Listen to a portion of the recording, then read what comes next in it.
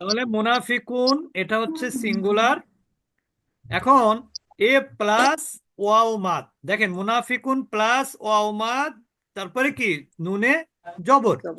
এখন ওয়াও মাদ করতে গেলে এই দুই পেশকে রাখতে পারবেন? না, একটা করতে হবে। হবে, একটা পেশকে আউট করে দিতে হবে। এবার আপনি কি করবেন, এই শব্দের সাথে ওয়াও মাদ যুক্ত করে দেন, তাহলে কি হবে? মুনাফিকুনা হয়ে যাবে, তাই হবে না? মুনাফিকু না, না, তাহলে মুশরিকুন কি হবে? মুশরিকুনা। মুশরিকুনা। কাফিরুন কি হবে? কাফিরুনা। সলিহুন কি হবে? সালিহুনা। আচ্ছা, এরপরে যদি বলি কাতিবুন, কাতিবুন অর্থ লেখক, কাতিবুন কি হবে? কাতিবুনা। তাহলে বুঝতেছেন তো বহুবচনের নিয়ম। তাহলে আমরা কিন্তু বহুবচন মাস্কুলিন সিঙ্গুলার থেকে মাস্কুলিন ফেমিনিন প্লুরাল করলাম, আর মাস্কুলিন সিঙ্গুলার থেকে ডুয়েল করলাম, দ্বিবচন করলাম কিন্তু আমরা, ঠিক না? জি। এখন আমরা চলে যাব মাস্কুলিন থেকে ফেমিনিন করার নিয়মে।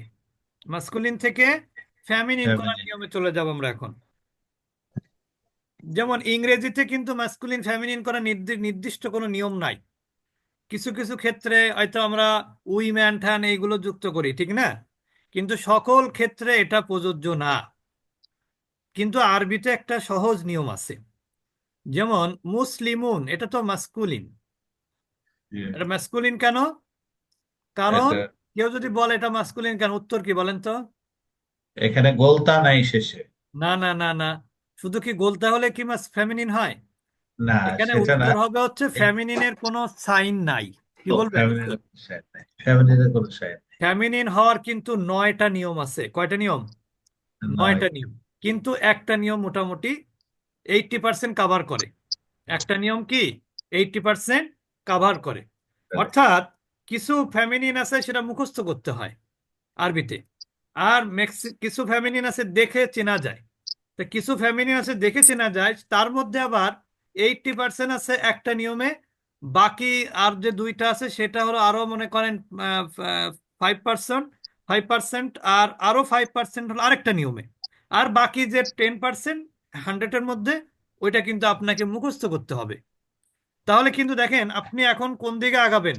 আপনি কি ওই 5%, 10% মুখস্থর দিকে আগে আগাবেন, নাকি যেটা 80% কাভার দিবে সেটার দিকে আগে আগাবেন? 80। 80%। তাহলে নিয়ম হচ্ছে কি, এটা হচ্ছে মাস্কুলিন, কারণ এখানে ফ্যামিনিনের কোনো আলামত বা সাইন নাই, চিহ্ন নাই। এখন আমি কি করব, এখানে ফ্যামিনিনের চিহ্ন দিয়ে দিলাম, এই যে গোলতা। এখন গোলতা দিলে কি হবে? এখানে তো গোলতার উপর একটা হরকত দিতে হবে। হরকতটা কি দিবেন ভালো করে খেয়াল করেন কিন্তু সবাই। গোলতায়ের কি দিবেন হরকত? গোলতায়ে হরকত, এই যে যে দুই পেজ দেখলেন না, এই দুই পেজ হরকত কিন্তু এই মিমের জন্য স্থায়ী না, এ টেম্পোরারি। এই হরকতটা কার জন্য? Last letter. আমার কথা ভালো করে বোঝেন কিন্তু। এই তানবিনটা কার জন্য? Last letter of any word. কি বুঝলেন? জি। যে কোনো শব্দের শেষ অক্ষরে এই তানবিনটা হবে।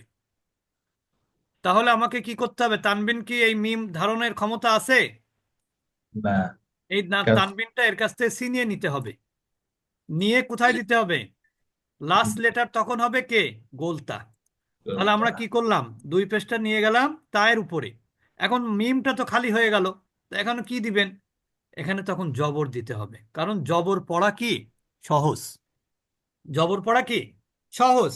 তাহলে মুসলিমুন থেকে ফেমিনিন কি হবে? মুসলিমাতুন। মুসলিমাতুন।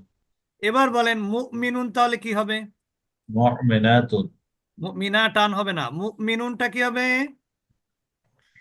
মুমিনাতুন। মুমিনাতুন। মুমিনাতুন। দেখেন এখানে মুমিনুন আছে তো। আপনি এখানে কি করবেন, এই তানবিনটা কার বলেন তো? গোল। এটা তো গোলতাই চলে যাবে। ফেমিনিন করলে বলতে হবে, কিন্তু আসলে এটা যে কোনো লাস্ট শব্দের শেষ লাস্ট অক্ষরে। লেটার, শেষ অক্ষরের শেষ জন্য অক্ষরে। তাহলে আমি যদি এখানে মিনুনটা দুই পেজ থাকে, তাহলে আমি এখন চলে যাব ফেমিনিন করতে গেলে। ফেমিনিন করতে গেলে অতিরিক্ত একটা অক্ষর আসবে, সেটা কি গোলতা আসবে। তখন ওটা চলে যাবে কার কাছে? হ্যাঁ, গোলতার কাছে চলে যাবে। গোলতার কাছে। তাহলে এখানে মিনা তুন দিলাম, তাহলে নুনে কি হবে এবার? জবর জি। হবে। মুশরিকুন কি হবে? মুশরিকাতুন। মুশরিকাতুন হবে। মুনাফিকুন কি হবে? মুনাফিকাতুন। মুনাফিকাতুন। জালিমুন কি হবে? জালিমাতুন। সাবিরুন কি হবে? সাবিরাতুন। সাবিরাতুন। জালিমুন অর্থ কি? মানে এই যে জুলুম করা।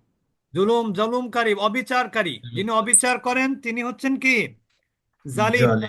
জালিম। আর সাবির মানে কি? যিনি ধৈর্য ধারণ করেন। তাহলে সবরকারী। সাবির যদি পুরুষ হয় তাহলে সাবিরুন হবে। সাবির যদি ধৈর্য ধারণকারী যদি মহিলা হয় তাহলে সাবিরাতুন হবে। সাবিরাতুন। জালিম যদি পুরুষ হয় তাহলে জালিমুন হবে। জালিম যদি নারী হয় তাহলে কি হবে? জালিমাতুন। জালিমাতুন হবে।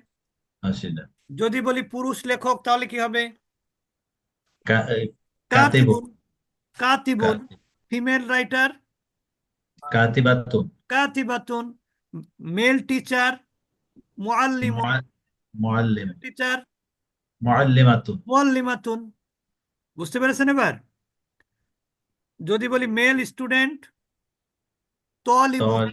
তালিবুন। আর ফিমেল স্টুডেন্ট তালিবাতুন। তলিবাতুন। কি আর কি বোঝাতে হবে নাকি বুঝে গেলেন সবাই? আলহামদুলিল্লাহ। হ্যাঁ, সবাইকে বুঝেছেন? তাহলে আমরা জি। কিন্তু কি শিখলাম আজকে? এক বচন থেকে দ্বিবচন আর বহুবচন, আর এদিকে শিখলাম হলো জেন্ডার পরিবর্তন। এখন দেখেন, হ্যাঁ, জি। এখন দেখেন, আপনি যদি এখন আপনাকে যদি উল্টো বলা হয়, এটা একটু দেখে রাখি আমরা, তারপরে শেষ করে দেবো ক্লাস। যদি বলি যে মুসলিমাতুন, এটা তো ফেমিনিন নাউন, এটাকে মাস্কুলিন কিভাবে করেন? দেখেন, একটু খেয়াল করেন। এখানে যদি এটা হচ্ছে মাস্কুলিন করতে হয় তাহলে এই পেশ, দুই পেশ কোথায় চলে যাবে বলেন তো? মিমের উপরে। মিমের উপরে চলে যাবে। এই তো মাশাআল্লাহ। তখন এই তাটা আউট হয়ে যাবে। তা আউট হয়ে গেলে এই দুই পেশটা কোথায় চলে আসবে? মুসলিমের মিমের এখানে। এখন যদি আমি বলি মুমিনাতুন, এটা মাস্কুলিন কি হবে? মুমিনুন। মুমিনুন। কাফিরাতুনটা কি হবে? কাফিরুন। কাফেরুন। কাফিরুন। তলিবুতুন কি হবে? তালিবুন। তালিবুন। তলিবুন। মুআল্লিমাতুন কি হবে? মুআল্লিমুন। মুআল্লিমুন। ঠিক না? এভাবে আমরা ইনশাল্লাহ প্র্যাকটিস করব এবং রেগুলার ক্লাসে থাকার চেষ্টা করব। আশা করি ইনশাল্লাহ আমরা আস্তে আস্তে অ্যাডভান্স হয়ে যাব। আমাদের এরপরে রয়েছে আরেকটা জিনিস আপনাদেরকে, অনেকে ছিলেন না, ওয়াহিদুল্লাহ ভাই কি আছেন? স্যার, আমি বসে আছি বলার জন্য। আচ্ছা, আপনাদের মনে হয় আমাদের কোঅর্ডিনেটর সাহেব কিছু একটা বলবেন। সবাই একটু থাকবো, 45 জন আমরা থাকবো। মাংস গরম করবো। মাংস গরম করবেন একটু পরে, আমার কথাটা